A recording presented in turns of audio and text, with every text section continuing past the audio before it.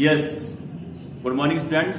आपके लिए फिर एक लगातार ये जो वीडियो जो मिल रहे हैं, फिर आपका ये पार्ट नंबर 2 जो है चैप्टर नंबर 1 के न्यूमेरिकल्स का एनसीईआरटी का ये पार्ट नंबर 2 है।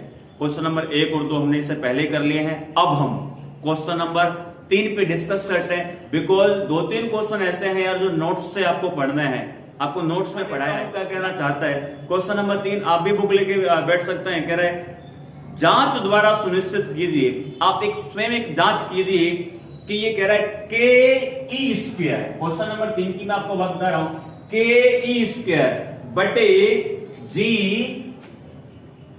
M e m p. ये आपको इस तरह से इसने एक मान दिया है। कह रहा है ये बताओ क्या ये विमाहीन है। आपसे ये पूछ रहा है इसकी कोई विमा होगी या विमा नहीं होगी। अब विमा की हम बात करें तो यार आपको पहले मात्रक पे डिस्कस करना पड़ेगा। अगर इसका मात्रक होगा तो इसकी विमा होगी, इसका मात्रक नहीं होगा तो इसकी विमा नहीं होगी।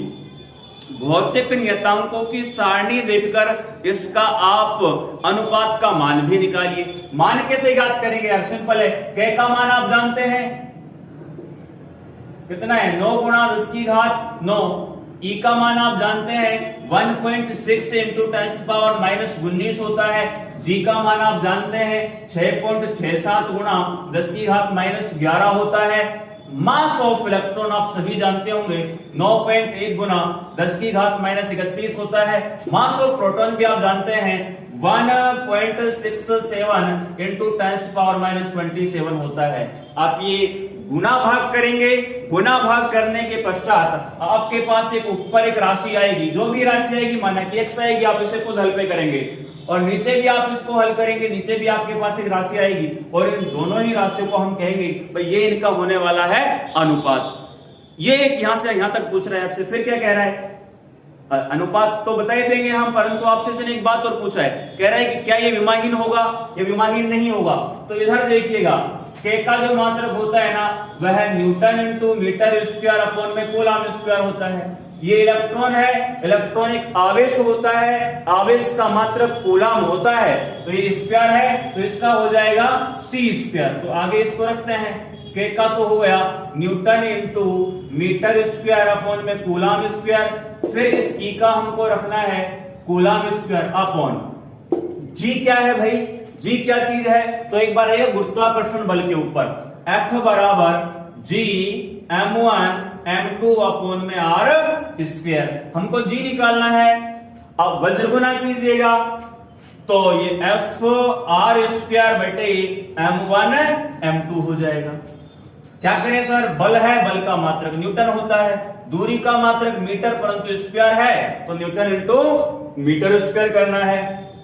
अपॉन मास का क्या होता है किलोग्राम, 2 मास है तो किलोग्राम स्क्वायर हो जाएगा। तो इधर रखिएगा जी का मान न्यूटन इंटू मीटर स्क्वायर बटे किलोग्राम स्क्वायर। इनका क्या करें, ये मास है ये भी मास है, मास मास का क्या होता है केजी केजी, तो यह हो जाएगा केजी स्क्वायर। अच्छा इधर देखिएगा ऊपर पहले सर ये कूलम स्क्वायर ये कूलम स्क्वायर कैंसिल हो रहा है ना। नीचे ये किलोग्राम स्क्वायर ये किलोग्राम स्क्वायर ये भी कट रहा है ना। ऊपर क्या बचा न्यूटन इंटू मीटर स्क्वायर, नीचे क्या बचा न्यूटन इंटू मीटर स्क्वायर। सभी राशियों के मात्रक कट गए, अर्थात जो ये संख्या है ना के ई square upon G M E upon में एम ई, इसका कोई मात्रक ही नहीं बच रहा है, मात्रक हीन मिल रही है ये दो संख्या आपको, मात्रक हीन। अतः ये कैसी होगी, विमाहीन होगी। जो आपसे प्रश्न के अंदर पूछा गया है, अतः आप कहोगे कि ये एक विमाहीन है, अर्थात मात्रकहीन और विमाहीन है, तथा इसका अनुपात जो होगा वो आप अनुपात गुना भाग करने के पश्चात ज्ञात करेंगे। अब हम चलते हैं क्वेश्चन नंबर 4 के ऊपर। किसी वस्तु का वैद्युत आवेश क्वांटीकृत है, यह आपसे पूछना चाह रहा है आवेश के क्वांटीकरण का नियम। तो आपने क्यों बराबर प्लस माइनस जो एन पढ़ा है वो नोट्स में आपको मिलेगा। कह रहा है इस कथन से क्या तात्पर्य है, ये नियम पूछना चाह रहा है आपसे। बी स्थूल अथवा बड़े पैमाने पर वैद्युत आवेशों से व्यवहार करते समय वैद्युत आवेश के क्वांटीकरण की उपेक्षा कैसे कर सकते हैं। तो ये भाषा आपको नोट्स से समझकर ही पढ़ना है। अब हम बात करते हैं क्वेश्चन नंबर 5 की। जब कांच की छड़ को रेशम के टुकड़े से रगड़ते हैं, आपको ये नोट्स में ही लिखवा रखा है, तो दोनों पर आवेश आ जाता है। बिल्कुल ठीक है, एक पे धनावेश आएगा, एक पे ऋणावेश आएगा। इसी प्रकार की परिघटना का वस्तुओं के अन्य युग्मों में भी प्रक्षिप्त किया जाता है। बिल्कुल क्या है, कंघे को बालों से रगड़े हैं, बिल्ली के काल को बिनेट की छड़ से रगड़ा जाता है। ऐसे बहुत सारे हमने परीक्षण किए हैं। स्पष्ट कीजिए कि यह प्रेक्षण आवेश संरक्षण से किस प्रकार सामंजस्य रखता है। ये पूछना चाह रहा है, क्या ये आवेश संरक्षण के नियम का पालन करता है? बिल्कुल करता है। रगड़ने से पूर्व भी वस्तुओं पर आवेश शून्य हमने देखा था, रगड़ने के पश्चात भी हमने वस्तुओं पर आवेश शून्य देखा है। अगर उसको प्लस जाता है तो दूसरी वस्तु को माइनस जाता है, प्लस माइनस कैंसिल आउट हो जाता है। अतः आवेश संरक्षण के नियम का पालन होता है। जब आपको आवेश संरक्षण जब पढ़ाया था तो बहुत सारे एग्जांपल कराए 4-5, आप उसको यहां से देख लीजिएगा, नोट्स में जाइएगा। अब हम बात कर रहे हैं क्वेश्चन नंबर 6 की। तो क्वेश्चन नंबर जो 6 जो है ना यार, वो आपसे मूल रूप से न्यूमेरिकल है, और ऐसे हमने बहुत सारे सवाल कराए हैं कोचिंग के अंदर। 4 बिंदु आवेश, इसको मिटा देते हैं एक बार। आपके पास 4 बिंदु आवेश हैं, उनका आपको मान दे रखा है, इसी वर्ग के कोनों पर रख रखा है। किसी एक वर्ग जो है उन आवेशों को वर्ग के कोनों पे रख रहा है, और वर्ग के केंद्र पर कोई एक आवेश रख रहा है, और कह रहा है कि वर्ग के जो केंद्र पर जो आवेश जो रखा हुआ है, इस पर अन्य चारों आवेशों के द्वारा कितना बल लगाया जाता है। तो मान दे रहे हैं, हम मान लिखते हैं QA का मान क्वेश्चन नंबर 6 में 2 माइक्रोकूलम है। ऐसे QB दे रहा है, QC दे रहा है, QD दे रहा है, QB, QC और QD। तो QB का मान कितना है? -5 माइक्रोकूलम है। QC का मान कितना है? 2 माइक्रोकूलम है। और ऐसे ही आपको QD का मान दे रहा है। वैसे एनसीईआरटी में लिखते हैं -5 माइक्रोकूलम रहा है, तो इसी के अनुसार कर लेते हैं। अब कह रहा है कि किसी ये जो भुजा के किसी वर्ग ABCD के शीर्षों पर ये अवस्थित हैं। ये कोई ABCD जिसको हम नाम दे रहे हैं ABCD, अगर ये वर्ग है तो जितनी भुजा ये, इतनी भुजा ये, इतनी भुजा ये, इतनी भुजा ये। QA पे कितना रखा है? 2 माइक्रोकूलम। QB पे -5 माइक्रोकूलम। QC पर 2 माइक्रोकूलम और QD पर -5 माइक्रोकूलम। बीच में भी कह रहा है, शायद बीच में कोई रखा हुआ है। कह रहा है कि वर्ग के केंद्र पर यहां और मान सकते हैं 1 माइक्रोकूलम का कोई आवेश रखा हुआ है, तो कह रहा है इस पर लगने वाला बल कितना होगा। बहुत ही एक मजेदार सवाल है और बहुत ही ये कम समय में होने वाला है। तो आप बताइए, ये भी प्लस है, ये भी प्लस है, ये माइनस है, ये प्लस है, ये माइनस है।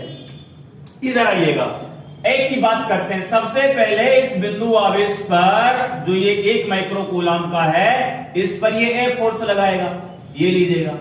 अगर भाई ये एक वर्ग है, इतनी दूरी ये होगी ही, इतनी दूरी ये होगी, इतनी दूरी ये होगी और इतनी दूरी ये होगी। अगर एक वर्ग है तो ये प्लस, ये प्लस, प्लस प्लस के बीच में क्या होगा भाई?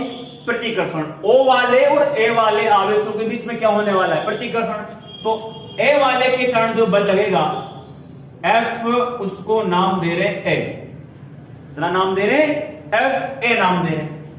C वाला जो है ना, B की हम बाद में बात करते हैं। C वाला भी कितना है? +2 माइक्रोकूलम है। ये भी प्लस, ये भी प्लस। प्लस प्लस के बीच में क्या होगा? प्रतिकर्षण होगा। तो C वाला जो है ना, इस आवेश को इधर भगाने का प्रयास करेगा। इसको हम नाम दे रहे हैं FC नाम दे रहे हैं। पहले हम डायरेक्शन निकाल लेते हैं, फिर इनका परिमाण भी निकाल लेंगे। अब बात करते हैं B वाले की। यार B वाला नेगेटिव है, O वाला पॉजिटिव है, तो B जो है ना, B इसको क्या करेगा? अपनी ओर अट्रैक्ट करेगा। इधर लिखिएगा। तो इस बल को हम नाम दे रहे हैं FB नाम दे रहे हैं। अब अपने पास D बच गया। सर D वाला क्या करेगा? भैया D वाला तो कैसा है यार? नेगेटिव है। O वाला पॉजिटिव है, तो ये नेगेटिव पॉजिटिव को क्या करेगा? आकर्षित करेगा। इसको हम क्या नाम दे रहे हैं? FD नाम दे रहे हैं। अब मूल रूप से इधर आइएगा, आपने एफ ए की बात करें तो एफ ए कूलाम के नियम से ज्ञात करेंगे के Q1 Q2 अपॉन में आर स्क्वायर। ऐसे ही हम क्या ज्ञात करेंगे एफ बी। तो दोनों का फॉर्मूला एक रहने वाला है, के का मान हम रखेंगे, Q1 का काम ये करेगा, Q2 का काम ये करेगा, Q1 का Q2 का, दोनों के बीच की दूरी कितनी है r सेम है। इधर यहां देखिएगा Q1 का काम ये करेगा, Q2 का काम ये करेगा, आवेश तो बराबर हुए ना यार, के तो ऑलरेडी कांस्टेंट है, दूरी भी समान है, मतलब जितना बल एफ बी होगा उतना ही क्या है एफ ए है। ये परिमाण में तो समान, ये परिमाण में तो कैसे है यार, एफ है इधर है, एफ बी इधर है, ये परिमाण में तो समान है और दिशा में ये कैसे है यार विपरीत है, अतः परस्पर ये क्या हो जाएंगे निरस्त हो जाएंगे। अब हम बात करते हैं बी वे डी वाले की, तो बी वाला इधर लग रहा है, डी वाला इधर लग रहा है, एफ ये सी है, सॉरी सी वाला इधर लिखिएगा, एफ बी वे एफ डी बराबर कूलाम के नियम से के Q1 Q2 अपॉन में आर स्क्वायर है।